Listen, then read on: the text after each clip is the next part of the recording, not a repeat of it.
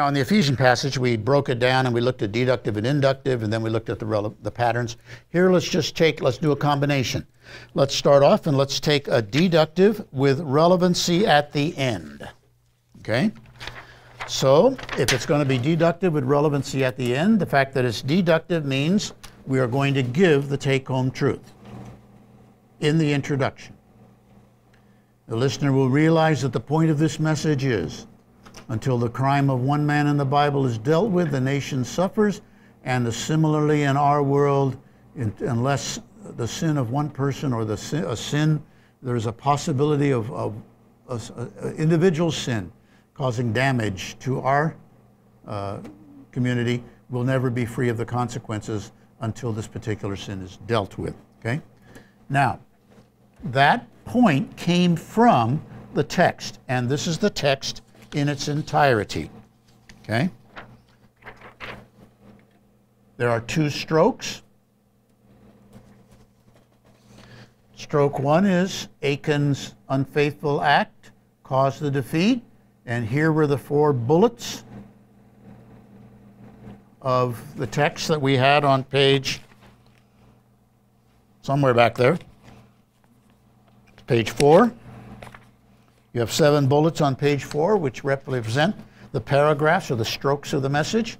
The first 4 strokes are the problem, where God comes to the sort of critical statement of, I will not be with you anymore unless you deal with this sin. And then the answer is, we must deal with it. They had to deal with it. And Achan's sin was dealt with, and the harem was returned to God. And now we have shown the truth of Roman numeral 1. In the biblical world, this timeless concept worked itself out in Joshua 7. So, there were the 2 Roman numerals in the biblical world that became the A and the B, and all of the subunits showed themselves up here. Okay? Now, having said that this biblical truth worked itself out in this timeless truth worked itself out in the biblical world, deductively, having given the truth, shown it in the scripture, we return to the deductive truth and we say it will be the same in our world also. And in Roman numeral 2 will then be relevancy at the end. John. How do you, in a deductive sermon, how do you, for like 1, 2, and 3, how is that not going to be relevant? Or how would you connect? Yeah, usually that can take any one of a number of ways.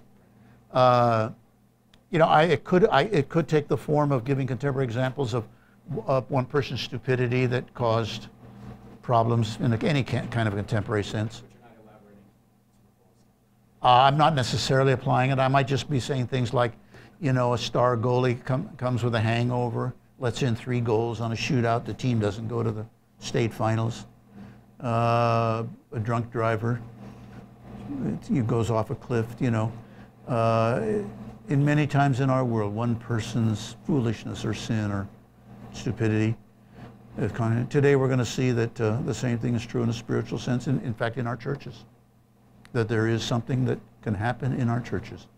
People can, you know, so there's no real, yeah, it can take any one of a number of forms. So that's why when you will next week see how I did what I did with this introduction, which took off on a very popular television program. I used a very popular television program to lead into this particular theme. And just by way of curiosity, just having druthers didn't fly. How about Columbo? Does Columbo mean anything to you? How many know Lieutenant Columbo? All right, at least got. I've never seen the show. I've heard the name. Okay, well you're going to hear about it. You ought to go on. You ought to find them, man. They were super. They were super. All right, Saman, that's okay.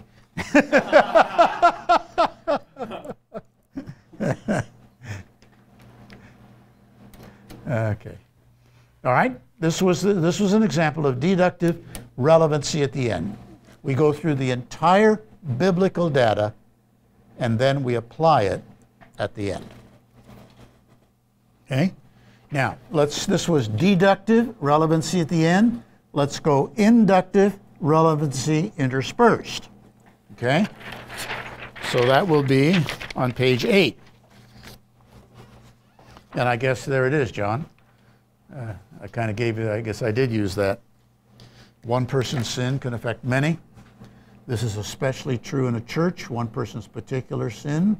We tend to think this is true of gossip, slander, but when the Bible makes this point, it has, and I see I'm raising the curiosity in the question, it has an entirely different kind of sin.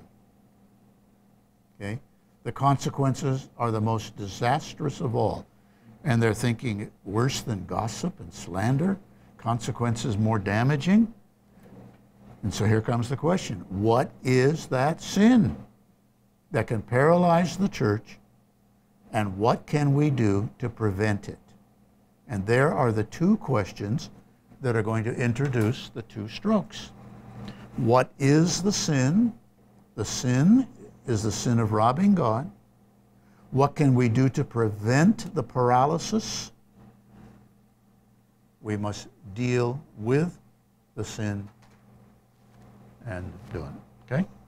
But it's inductive, okay? And it raises the question.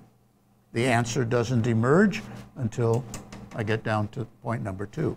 But it is relevancy interspersed because we develop the fact that it's the sin of robbing God, and we show that this was Achan's sin. The first 12 verses, you have robbed, Israel has robbed me. They have stolen. They have kept the harem. Okay? I will not be with you. It has caused your defeat. It'll be the reason for subsequent defeats. You will not exist as a nation in this land.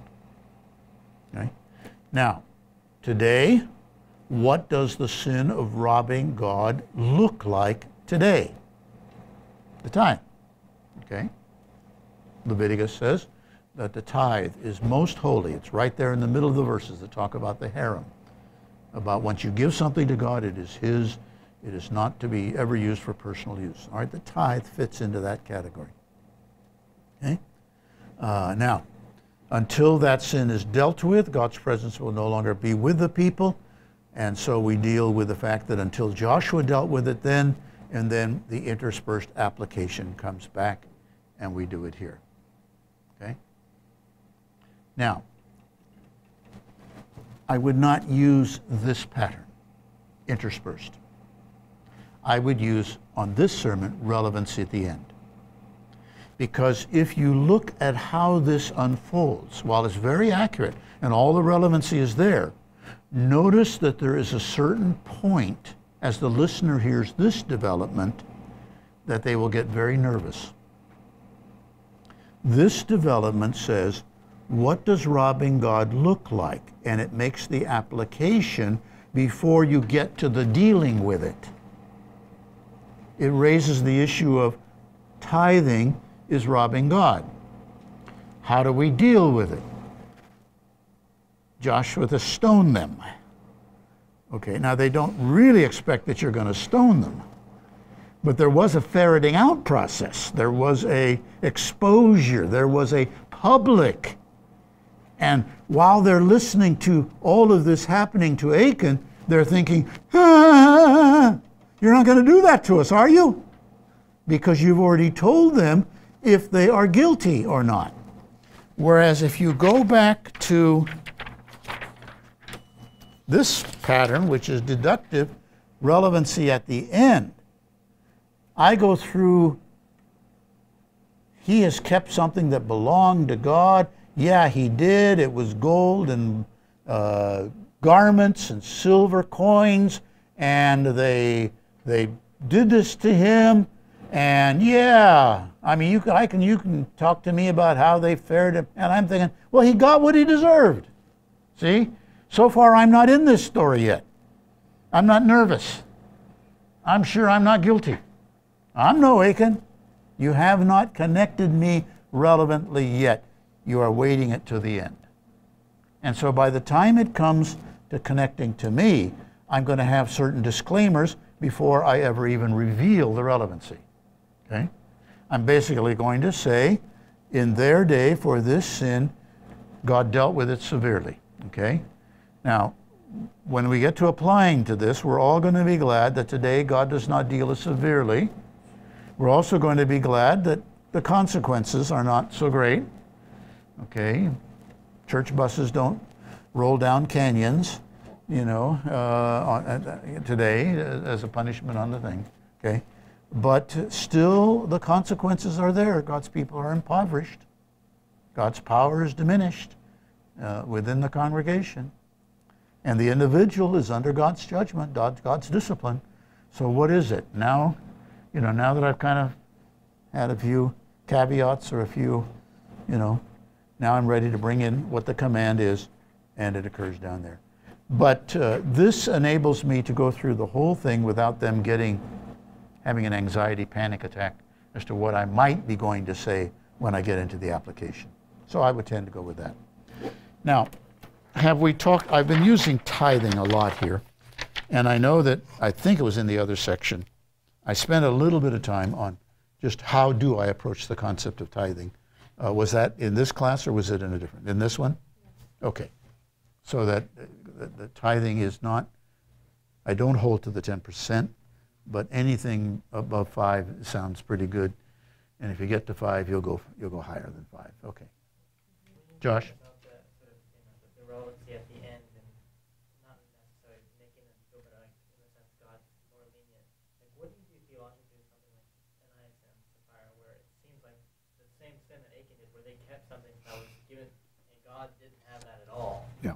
Like, I think that you have these two incidences, one in Joshua and one in Achan. Both of them occur at the start of the creation of the believing community in the place God wants them to be. It's the entrance into the land. This is the first battle or instance in the land. Ananias and Sapphira is in the first weeks of the Christian church. Okay? And at the start of these two dispensations, or whatever you want to call them, God is revealing how serious He takes this issue. Though He will not act with the severity of the judgment, in His mind, the seriousness of it still is there. And so all through Israel's history, though God did not destroy a nation for the lack of tithes, did not with such something, He does at the end of that dispensation in Malachi say, you're under a curse because you've robbed me. So that what He revealed at the start of their life, He had that same depth of feeling of it all the way through their history. And I think the fact that when we come to Ananias and Sapphira, we see Him reaffirming, there are some things which are mine. And if you keep them, you will see in Ananias and Sapphira the depth of my concern about that. I may not visit that on you, but you can certainly expect some lesser form of discipline for sin to occur. And if you are totally unresponsive, that form, discipline increases. Whether it will get to the point of death or not, that's up to God. Probably not. But John does say there's a sin unto death. And we know that one sin unto death is so abusing the meaning of the Lord's table in your treatment of other Christians. Paul says, because you come in a very unworthy way to take the Lord's Supper, some of you have died. Some of you are sick, some of you are asleep. You sleep. Christian word for die. So, but I think God's trying to reveal money is always the alternative God. Always the alternative God. Even more so than sex or power or pride. God and mammon. You cannot serve God and mammon. Mammon is money. It's always elevated up. It always is the test of faith because money is power. Money solves my problems. If I've got money, I got no worries. I don't need God. Okay? I don't need to pray, keep me safe at night. I can go live in a gated community which has a guard, and there's only one entrance into it. And I can buy a very expensive alarm system, and I can have a dog that patrols the grounds, And if I got money, I don't need God to keep me safe. You know, if I don't have money, then I say, Lord, now I lay me down to sleep. I pray the Lord my soul to keep. If I should die before I wake, you know, that's it. Money makes God irrelevant, unneeded. I can be independent. And so that's why we worship money. So God amendments. And I think God is putting the test out there. The rich young ruler. I've kept every one of your commandments. Why don't I have eternal life? What must I do to inherit eternal life? Yeah, you haven't kept the first commandment. You should have no other gods ahead of me. Your money is ahead of God. Show that God comes first. Show that your money is not what you really worship and value. Give it to the poor. Couldn't do it. Couldn't do it. So, anyway, long answer to your question. All right? Okay, let's do the Psalm 67. And on the blue material that you received, we are at page 5.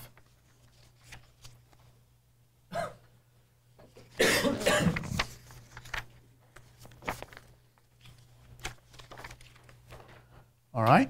What would relevancy, deductive relevancy at the end look like? If it's deductive, we're going to give the take-home truth right at the start. The reason you and I can, should, ought to, may pray for God's tangible blessing is because that will be a means that will draw others to Him. They say that sounds like the prosperity gospel. Well, let me show you where I got it from in the text. Okay? So it's deductive. I'm going to go through the entire text before I apply it to situations in our life. I'm sorry, deductive is the truth is there. Relevancy at the end means I'm going to go through the entire text. Here you see we have organized the chiastic structure where the matching units at the start and end of the psalm are dealt with together. Did you read about the chiastic structures? The two intermediate points are kept together, and the point of the V, the main burden of what it is that they will be drawn to of this God, and we move through it in kind of a linear fashion, showing the listeners how we are combining these elements. At the end, it becomes apparent Israel prayed for bumper agricultural crops, an unbelievable yield per acre, as a means of drawing Gentile nations to Yahweh, which translates into a contemporary sense of we can pray for God's tangible blessing in our specific sphere of life as a means of drawing unbelievers to Him. What would that look like? And we move it into different areas. I could have put children down in here too. Okay? Now, the deductive would work because if I say that at the start, there's all kinds of questions. The first question is, that sounds like prosperity gospel. Okay? That sounds like seed faith, you know? If they get past that one, if it's not prosperity gospel, explain to me what it is. I don't understand it. I sure don't buy it yet because I don't understand it. And it smacks of things that I think are heretical. And if it is true, how could I do it in such a way that I wouldn't feel like I were being self-centered? How would it show up in my life? So there's all kinds of questions in there that would enable the deductive structure to work. Now notice when we get down into here, this is the contemporary connection. What would the blessing look like? And how would this have the impact of drawing others to God? Okay? In academics, what would I specifically pray for if I wanted the blessing, what would the blessing look like? If I'm going to pray, God bless me in my studies, what do I mean by bless me in my studies? Do I mean get me the right classes so that my schedule will have a minimum amount of commute? No. Well, then what do you mean, bless me in my studies? See? So you're forcing it, get specific and concrete. Relevancy is in the details, not in the generalities. Bless me in my studies is too vague. It could cover everything from commutes and schedules to get me the right professor that gives me an easy A, to something that we really would want a blessing on is help me to understand the material, get an A in the course, impress the professors and the students as a bright student who has a future. The kinds of, and all right, now how does that impact others? A good commute is probably not going to draw others to God. Being perceived as one of the brightest students in the class will have the ability to draw them to God when I raise my hand and offer a Christian viewpoint on a culturally sensitive issue. And if I'm perceived as a bright student and I articulate the Christian viewpoint, it will have more weight with them than if they feel like I'm kind of an adult in the class. Okay? So what does the blessing look like? These are cause-effect statements. It would cause others. Okay? If they're going to buy it, if they're going to buy the blessing, if God does bless you, in what way will this serve to draw others? People don't buy something because you're making a cause-effect statement that they don't see how it works. Okay? So God made you a straight A student. How did that impact your testimony or others coming to Him? God made your company a Fortune 500 company. I don't see that saves anybody. How does it translate into gospel impact? What are the steps? And so you need to start talking about, you'll be written up in the newspaper, you'll be asked to speak at conventions, industry conventions. You can create donations to missions out of the profits of your company, whatever it may be. Okay? So the deductive will work. Okay? On the bottom of the page, we start a wrap pattern. Now, in the wrap pattern, you look at your first biblical unit. Your first biblical unit is the top and bottom matching statements where Israel prays for the blessing. Okay? And the rest of the psalm talks about why they pray for the blessing. It goes into so that others will be drawn to you and praise you for the kind of God you are. Okay? And there's the movements. So that others will come to know you, praise you for the things they learn about you. Your fair rule and loving guidance. Okay? So the first unit is Israel prays for blessing. Now, a wrap pattern could raise the question, is it ever appropriate for us to pray for material blessing? And your audience will immediately think to themselves, not in our evangelical circles. Okay, that is very self-serving, ego-centered, prideful kind of a thing. To pray, make me rich. Just doesn't sound right. And so I start probing that in different areas. Okay? And then I raise the question, is it appropriate? What possibly could make it appropriate? What motive would be a valid motive for these prayers? What could be prompting us that would be acceptable to God, that He would be inclined to answer it? Okay? Now, I need an intermediate step here because notice again, I have asked a question that I'm not immediately going to answer. Okay? I've asked what motive.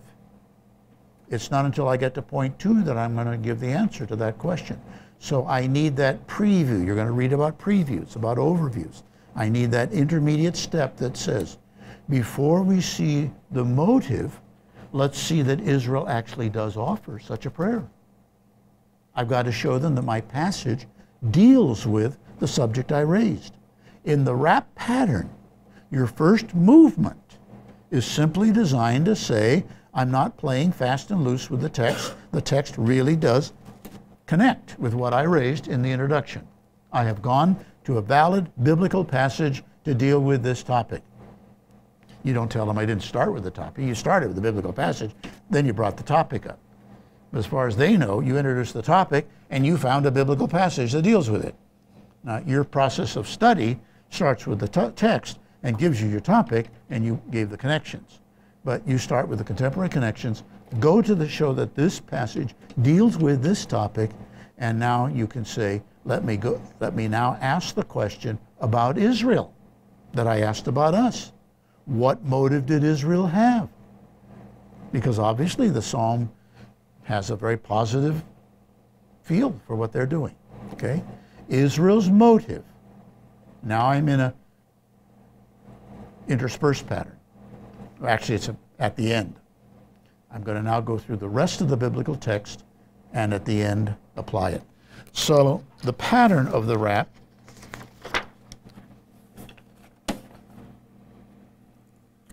here is my first biblical unit. Here is my second biblical unit. My first biblical unit is a prayer for blessing. My second biblical unit is the motive for that prayer. So, is it ever possible to pray for blessing? If so, my motive must be that others will also be drawn to God. And so I started off with prayer. I went to prayer. I went to motive. And then I went to motive. Okay. And I have wrapped the relevancy, because now I'm going to go back to book sales. I'm going to go back to business. And so I have raised the issue and applied to the issue, wrapping around the biblical unfolding of the passage. The wrap pattern is a very effective pattern because it has, of all of the patterns, this is kind of where John's question was, it engages the listener in exactly what the text is going to do. Other introductions can be humorous, they can raise a little bit of curiosity, they can be fun, they can give personal stories. This one engages them in the topic that the passage is going to ask. So whenever I sense that it might lend itself to a wrap pattern, I find myself drawn to it. It is the most powerfully relevant start to a message, and it takes you exactly into what the message is talking about. I did this with the first series, sermon. Ahab was absolutely the worst king that Israel ever had. It wasn't enough that he worshiped God incorrectly. He also brought in worship of a different God. He didn't worship God only. Now, I started with how that was showing up in our culture in America today, and then went to talk about how it showed up in Israel's case and what God was going to do about it. But that's the wrap pattern.